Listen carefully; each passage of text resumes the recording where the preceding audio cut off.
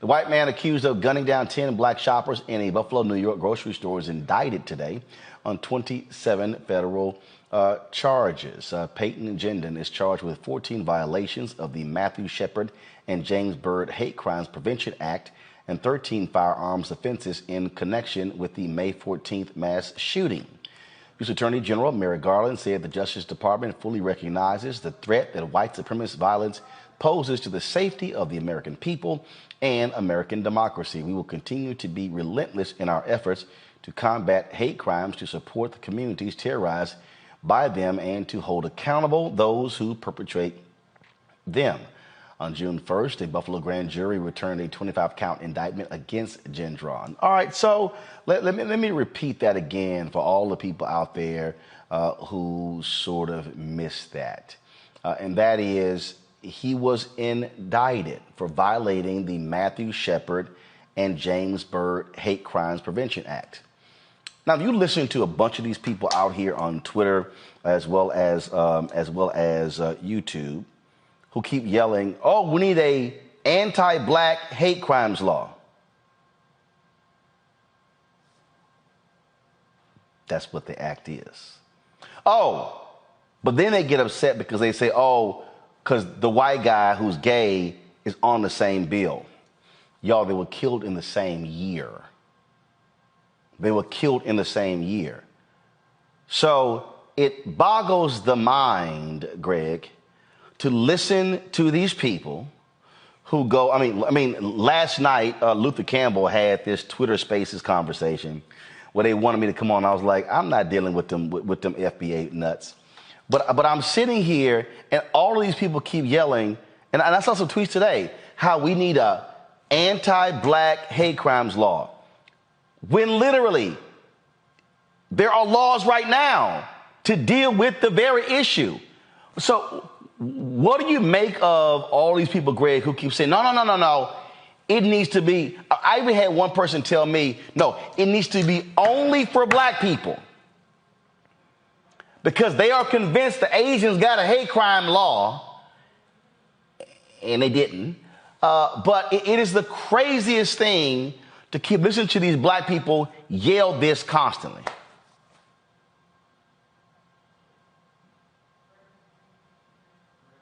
I think you're on mute, Greg. My bad. Yes, sir. Thank you, Roland. I will leave this, of course, to Reecie, who has been preaching this from the rooftops to anybody who will listen to deal with this question of weaponized ignorance. I think that's one of three strains.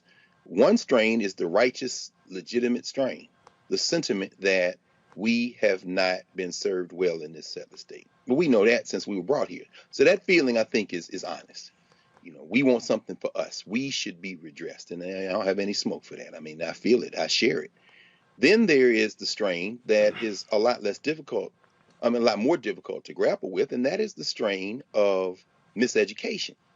And, you know, as a teacher, I look at our young people and I just despair for them. And even as I'm with them all the time, daily, in trying to deal with this question of education, because technology and all the shifts in the society have basically overwhelmed us with ignorance.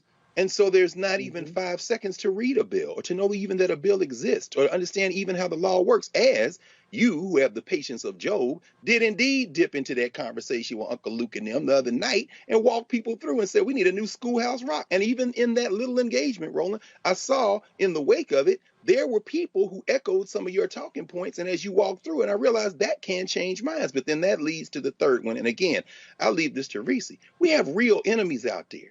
We have real enemies who are elevating and amplifying the voices of some hardcore, straight-up con men like Tariq Nasheed and others, and those who may have good intentions like Uncle Luke, but also might not have good intentions. Where's the revenue stream coming from?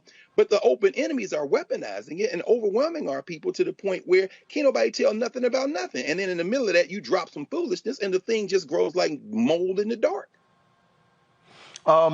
This right here, Reecie, that I'm looking at right now, let me go ahead and connect this to our Roku device so I can show the people on the screen. This right here that I am pulling up is remarks from Attorney General Eric Holder on the 10th anniversary of this particular bill. Now, again, for all the people out there who keep yelling, hollering, and screaming, we need an anti-black hate crimes law. This is what this actually says. The Mathew, Shepard, and James Byrd Jr. Hate Crimes Prevention Act of 2009 provides funding and technical assistance to state, local, and tribal jurisdictions to help them to more effectively investigate and prosecute hate crimes.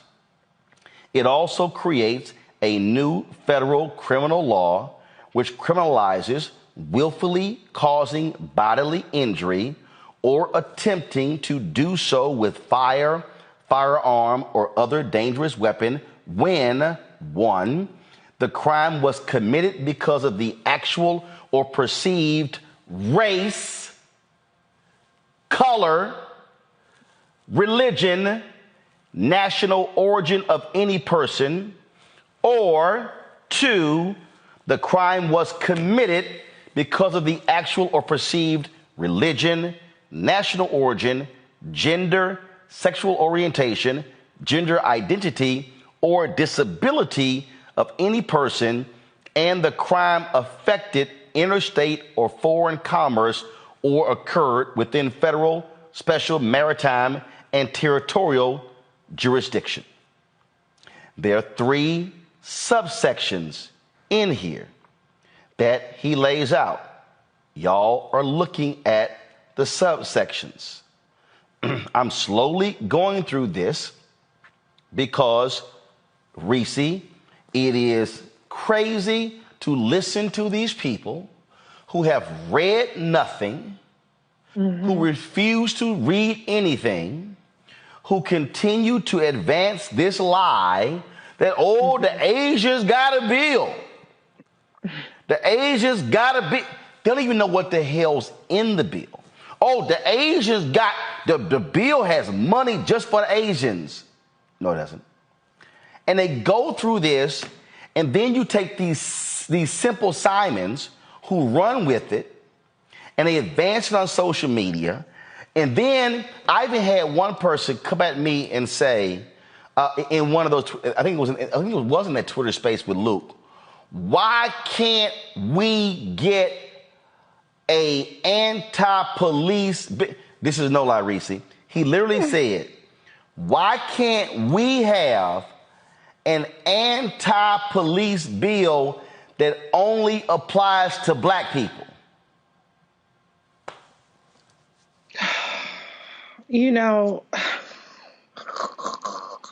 this is like insanity. And I mean, to Dr. Carr's point, there is a righteous indignation. There's a righteous grievance that black people have within this country. The way that we are mistreated, black people are still the #1 victims of hate crimes in this country. So there is a righteous grievance with the way that we are constantly attacked, whether it be by the police state, whether it be by hateful monsters and people like the Buffalo Shooter. That part is righteous. That part is valid. What's not valid, I love the way Dr. Carr said miseducation, is the disinformation and misinformation campaigns that are targeting and exploiting the pain and the trauma and the violence against black people to keep us dumbed down, dissuaded from doing anything to improve the situation and trying to fight battles that our ancestors have already damn won. And it's not even right to say ancestors, because a lot of those people are still living. Diane Nash, Fred Gray, people who were just awarded with the presidential presidential medal last week. Okay, these people are still here, and it's disrespectful to their legacy and to the battles that have been won to disregard that. The blood that was shed for James Byrd Jr. was horrific. And for the people that say that Obama never did anything for black people, the Mathew Shepard and the James Byrd Jr. Act was under President Obama. Okay. And for people to say, well, they just gave the black something so that they can give the gays something, that's ignorant as fuck. That's embarrassing that you actually believe that a black man dying in and of itself isn't justification for saying we need to expand the hate crimes protections that we have. So what happens with us, and this is something that the Mueller report detailed, this is something that Vice President Kamala Harris has talked about, this is something that is well documented. There are chaos campaigns that target Black people, not so that we can be converted one way or another, because the common thread from these chaos agents is that I'm nonpartisan. I don't like the Republicans either. But they know that their charge is to get Black people to not vote at all. And when that happens, you are not affecting any kind of change. You're just sounding stupid as fuck on the internet, complaining about something that we don't even have to complain about because that's already done.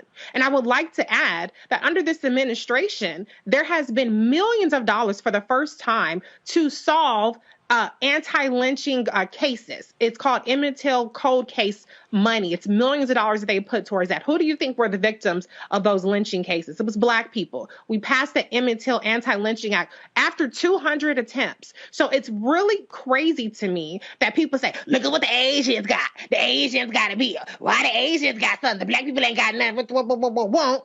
And you sit up there and you ignore legislation that's so significant. It took 200 attempts to get passed, 200 times, 200 failed attempts to get passed. That was just filibustered by Rand Clam Paul in 2020 when everybody was out on the streets marching for George Floyd and Ahmaud Arbery.